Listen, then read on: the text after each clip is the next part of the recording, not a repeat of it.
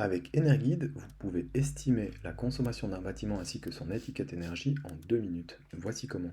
Allez d'abord sur energuide.ch, puis sélectionnez chauffage renouvelable. Ensuite, allez choisir le premier outil qui s'appelle évaluation de l'étiquette énergie et CO2. Dans cet outil, vous avez deux options. Choisir un modèle prédéfini de bâtiment ou ce que nous allons faire ici, rentrer directement l'adresse d'un bâtiment existant. Par exemple, rue de Guillermo 4 à Sierre. On cherche l'adresse et des propositions s'affichent. Celle-ci correspond, je la sélectionne.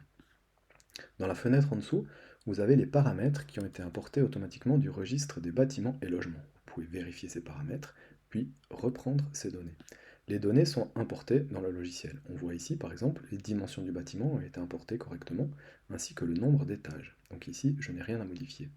L'enveloppe thermique du bâtiment, qui correspond au standard de construction-rénovation, a aussi été importée correctement. Année 1970, je n'ai rien à modifier, là non plus.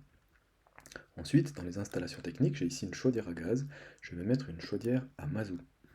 La localisation, je suis bien en Valais et la station météo la plus proche est celle de Sion, c'est juste.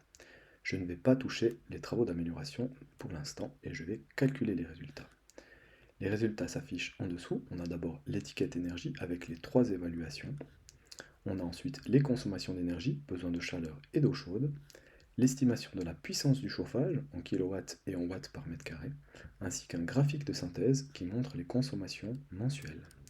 Je ferai une seconde vidéo avec les paramètres avancés pour des bâtiments un petit peu plus compliqués et pour des rénovations. A bientôt!